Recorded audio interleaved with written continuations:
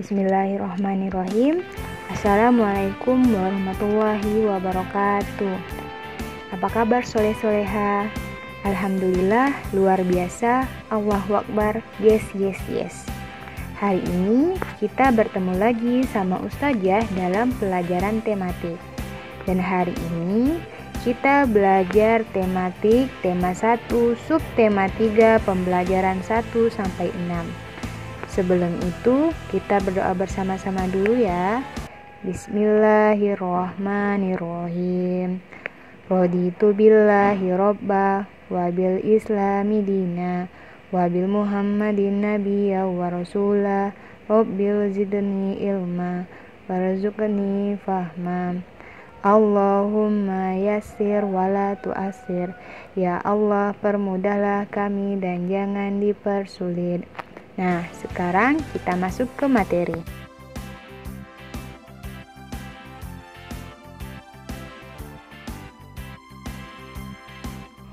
Nah, soleh-soleha, tahukah kalian bahwa Indonesia itu memiliki beberapa keberagaman? Nah, keberagaman itu adalah beberapa macam atau jenis-jenis yang berbeda. Nah, di sini ada beberapa gambar makanan khas daerah dari negara kita. Berikut ada beberapa contohnya. Yang pertama, sega jamblang. Nasi jamblang dalam bahasa Indonesia adalah makanan khas dari Cirebon, Jawa Barat. Nama jamblang berasal dari nama daerah di sebelah barat kota Cirebon. Dan yang kedua itu ada nasi pecel. Nasi pecel adalah sarapan kesukaan masyarakat Madiun, daerah Jawa Timur. Yang ketiga ada lontong sayur. Lontong sayur sangat mudah kita temui di Jakarta dan Jawa Barat sebagai menu sarapan favorit. Dan yang keempat itu ada nasi krawu. Nasi krawu adalah makanan khas kota Gresik yang terbuat dari campuran nasi dan daging sapi dengan kadar minyak yang cukup tinggi. Dan yang terakhir itu ada nasi gudeg. Nasi gudeg atau dalam bahasa Jawa disebut juga dengan sego gudeg. Itu adalah makanan favorit di daerah Yogyakarta. Dan juga ada beberapa makanan khas tradisional yang lainnya, yaitu makanan tradisional dari Betawi, yaitu nasi uduk yang dibuat dengan irisan bawang goreng dan telur dadar.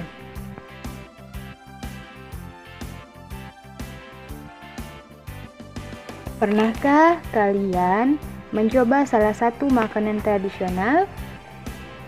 Jika pernah, kalian boleh menceritakan pengalaman kalian dalam bentuk tulisan yang tulisannya dapat memuat tempat kamu makan dan asal makanan tradisional tersebut. Makanan tradisional ini di beberapa daerah ditawarkan penjual dengan berkeliling kampung. Terkadang mereka juga berteriak atau membunyikan alat untuk menawarkan makanan mereka tersebut. Nah, coba diingat-ingat lagi. Apakah kalian pernah makan atau melihat beberapa penjual yang menjual makanan tradisional? Kalau pernah, kalian boleh menuliskan atau mengerjakan di buku latihan kalian. Hanya cukup satu contoh saja ya. Selain memiliki beberapa makanan tradisional, Indonesia juga memiliki rumah adat yang beragam.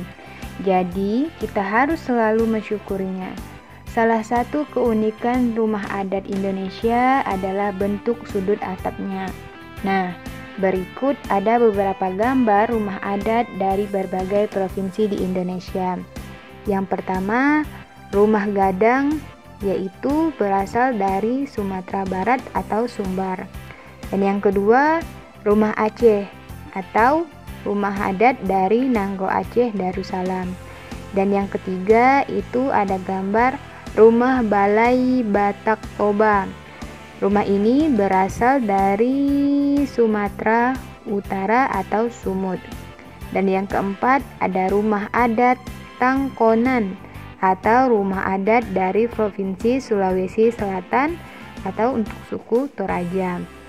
Dan yang kelima ada rumah adat Baileo. Baileo ini merupakan rumah adat dari Provinsi Maluku. Dan yang terakhir, rumah adat Bangka Belitung. Selanjutnya, di situ ada teks tentang mozaik kreasi bersama. Sebelumnya, Ustazah mau tanya, apa itu mozaik? Mozaik itu adalah suatu seni yang menciptakan gambar dengan menyusun kepingan-kepingan kecil. Nah, mozaik ini bisa dibuat dari kaca, batu, biji-bijian, dan lain-lain. Sekarang, perhatikan dan dengarkan dengan seksama. Ustazah akan membaca teks berikut. Mozaik kreasi bersama. Lani duduk termenung di meja tengah rumahnya. Di hadapannya terbentang sebuah karton besar dan masih kosong. Pak Burhan memberi tugas kepada anak-anak untuk membuat mozaik kreasi sendiri. Tugas tersebut harus dilakukan secara berpasangan. Lani berpasangan dengan Edo. Sejak kemarin, Lani sudah mencari ide untuk tugas tersebut, tetapi ia belum menemukan yang sesuai. Tunggu Edo saja, pikir Lani. Tugas bersama akan lebih baik hasilnya jika dikerjakan bersama. Beberapa saat kemudian Edo datang. Benar saja dugaan Lani. Edo sudah mempunyai ide untuk mozaik mereka. Usul Edo adalah membuat mozaik rumah adat. Edo berasal dari Maluku. Ia sudah punya contoh gambar rumah adat Maluku. Baileo namanya. Menarik. Lani pun memberi usul untuk membuat juga mozaik rumah adat dari daerah lain. Rumah gadang dari Padang, rumah kebaya dari Betawi, rumah Aceh, rumah joglo dari Jawa, atau rumah limas dari Sumatera Selatan. Rumah adat daerah-daerah di Indonesia memang beragam dan unik. Mozaik rumah adat akan menjadi kreasi yang menarik. Selain itu, ketika nanti teman-teman mencoba merangkai mozaik, mereka akan belajar juga tentang keragaman rumah adat Indonesia. Pak Burhan memang sengaja memberikan tugas membuat mozaik secara berpasangan, bukan hanya untuk mengasah kreativitas, tetapi juga memunculkan diskusi, mengasah kerjasama, serta memecahkan masalah bersama-sama, sama seperti mozaik. Ketika kepingan-kepingannya digabungkan, menjelma menjadi gambar yang indah. Berdasarkan teks yang Ustazah bacakan tadi, kita bisa menjawab beberapa soal berikut ini. Nomor 1. Apa ide yang dimiliki Lani? Ide yang dimiliki Lani adalah membuat rumah adat dari daerah lain. Dan yang kedua, apa ide yang dimiliki oleh Edo? Tadi, Edo memiliki ide untuk membuat rumah adat daerah Maluku, yaitu namanya Baileo. Dan yang ketiga, bagaimana mereka menyikapi ide-ide berbeda? Jawabannya, mereka membuat beberapa contoh rumah adat dari daerah yang berbeda atau dari daerah lain. Dan yang keempat, apakah ide mereka yang berbeda memberikan manfaat?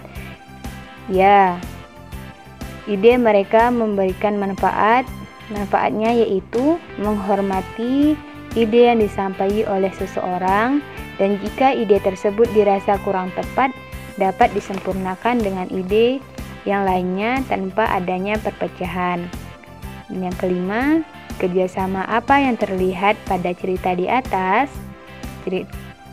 Dari cerita di atas dapat kita simpulkan kerjasamanya yaitu adalah kerjasama dalam membuat mozaik.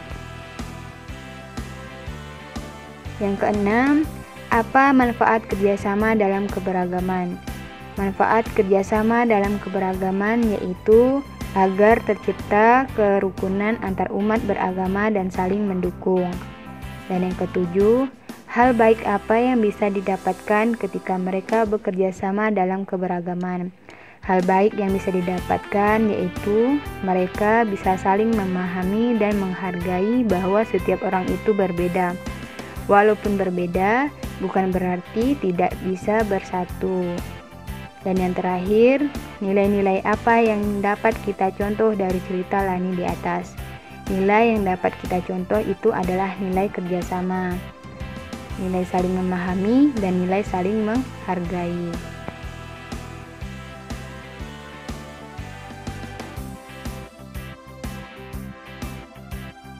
Nah, seperti semboyan kita, semboyan Indonesia yaitu Bhinneka Tunggal Ika yang tertulis dalam lambang Garuda Pancasila, yang artinya walaupun berbeda-beda tapi tetap satu jua. Maksudnya, meskipun kita berbeda, kita harus bekerja sama. Kerjasama dalam perbedaan itu akan semakin memperkaya kita. Artinya, kita harus saling menghargai, menghormati, dan tidak saling bermusuhan. Karena walaupun berbeda, bukan berarti tidak bisa bersatu. Artinya, kita harus saling menjaga kerjasama dalam perbedaan tersebut. Selanjutnya, perhatikan gambar. Pernahkah soleh-soleha mencoba berteriak di lapangan? Jika pernah, apa yang terjadi?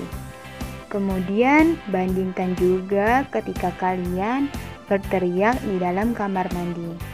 Lalu, kira-kira apa ya perbedaannya?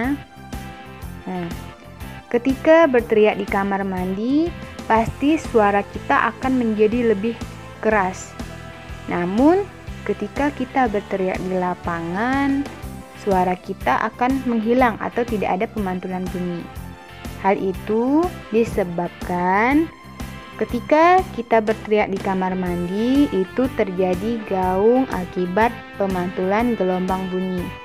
Sementara saat berteriak di lapangan, tidak ada pemantulan bunyi sehingga tidak terjadi gaung. Gaung itu dapat terjadi jika bunyi yang dipantulkan oleh dinding yang jaraknya tidak jauh dari sumber bunyi. Nah, seperti tadi kata Ustazah, ketika kita berteriak di dalam kamar mandi, itu akan terjadi gaung karena adanya suara atau bunyi kita yang dipantulkan oleh dinding yang jaraknya tidak jauh dari suara kita. Namun, jika kita berteriak di lapangan, suara kita tidak akan mengalami atau tidak akan terjadi gaung karena di dalam lapangan atau di lapangan tidak dibatasi oleh dinding-dinding yang dapat mengakibatkan pemantulan gelombang bunyi. Nah, pemantulan gelombang bunyi ini dapat terjadi jika dihalangi oleh benda-benda yang permukaannya keras, seperti tadi kata Ustazah, dinding, kayu, kaca, maupun besi. Nah, bisa ya dilihat perbedaannya. Ustazah ulangi, perbedaannya jika kita berteriak di dalam kamar mandi, itu akan terjadi gaung karena adanya suara yang dipantulkan oleh dinding yang jaraknya tidak jauh dari suara kita. Namun, jika di lapangan, suara kita tidak akan mengalami gaung atau pemantulan bunyi karena tidak adanya batasan di dalam atau di luar lapangan tersebut.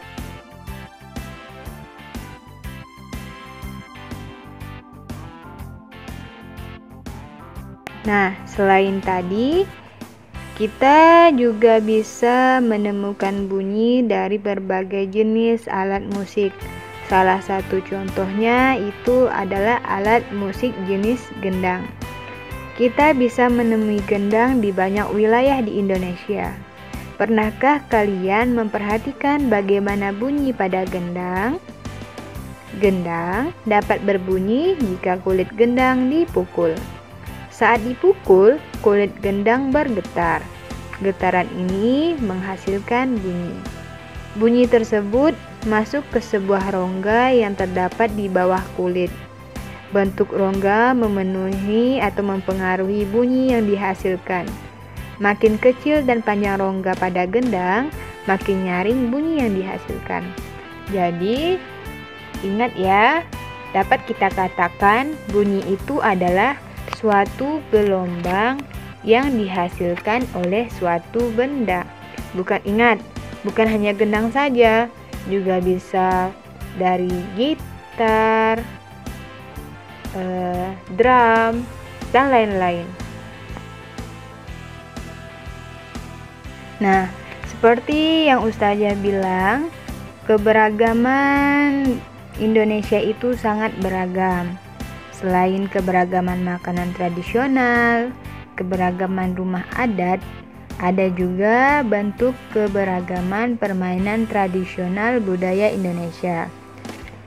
Seperti teks, tahukah kalian? Permainan tradisional engklek dapat dimainkan dengan beberapa cara yang berbeda.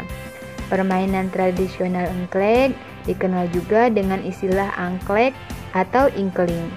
Permainan engklek merupakan permainan berjalan atau melompat dengan menggunakan satu kaki pada bidang datar dengan peraturan yang disederhanakan dan disepakati oleh para pemainnya. Dilihat gambar yang di samping. Permainan tradisional ini memiliki banyak variasi tergantung kesepakatan yang memainkannya. Nah, berdasarkan penelitian, ditemukan 43 jenis permainan engklek. Namanya pun berbeda-beda di tiap daerah. Istilah engklek yang biasa digunakan di daerah Jawa. Pola petak engklek ada 11 macam. Yang biasa digunakan di Jawa jenis engklek ebrek dan engklek gunungan. Seperti yang di dalam gambar. Di daerah kita mungkin juga pernah kalian main atau melihat orang bermain seperti gambar yang di samping itu. Nah, ingat ya, permainan tradisional engklek ini merupakan salah satu contoh bentuk keberagaman budaya Indonesia. Selanjutnya, selain makanan tradisional tadi, daerah Indonesia juga memiliki beberapa sajian atau makanan yang berbeda dari timur Indonesia, seperti teks di bawah ini. Sajian berbeda dari timur Indonesia. Hari Minggu siang ini Udin, Dayu, dan Siti diundang Edo untuk berkumpul di rumahnya. Secara rutin, Edo dan keluarga besar dari pihak ibunya berkumpul. Tempat berkumpul diatur bergantian. Hari ini giliran rumah Edo yang menjadi tempat kumpul saudara. Nah, terlihat ada makanan atau beberapa sajian yang digambar di samping. Yang pertama itu gambar gohu ikan. Dan yang kedua itu adalah nasi jaha. Penjelasannya di slide selanjutnya. Edo memang sengaja mengundang teman-teman dekatnya itu. Ia ingin memperkenalkan aneka masakan khas Maluku, daerah asal keluarganya. Ketika kumpul keluarga, selalu makanan Maluku yang dihidangkan. Ini memang sengaja supaya tradisi makanan keluarga besar tetap terjaga. Di meja makan tersedia beragam makanan. Edo menunjukkan deret makanan ke teman-temannya. Ada singkong rebus, ubi rebus, pisang rebus, nasi jaha, ikan cakalang, wohu, dan sambal colo-colo. Ternyata masyarakat Maluku jarang makan lauk dengan nasi. Sumber karbohidrat bagi mereka biasanya itu adalah sagu, singkong, ubi, pisang rebus, atau nasi jaha.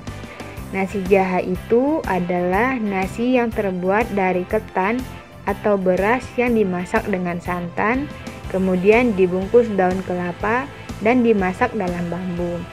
Lauknya itu adalah ikan cakalang bakar dan sambal colo-colo. Sambal colo-colo terbuat dari potongan cabai, tomat, bawang merah, serta ditaburi garam dan perasan jeruk nipis. Ada pula gohu. Gohu itu adalah campuran sayur dengan parutan kelapa dan dibubuhi perasan lemon cuy. Nah, gohu ini mirip dengan sayur urap di daerah Jawa. Wah, hari itu Udin dan teman-teman terkesan dengan sajian berbeda dari Maluku. Maluku itu merupakan pulau rempah di bagian timur Indonesia. Lagi-lagi mereka merasakan bukti bahwa Indonesia memang kaya. Alhamdulillahirabbil alamin.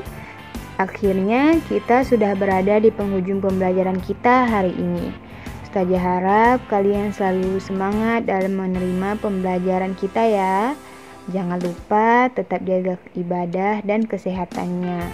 Sampai jumpa di pembelajaran berikutnya.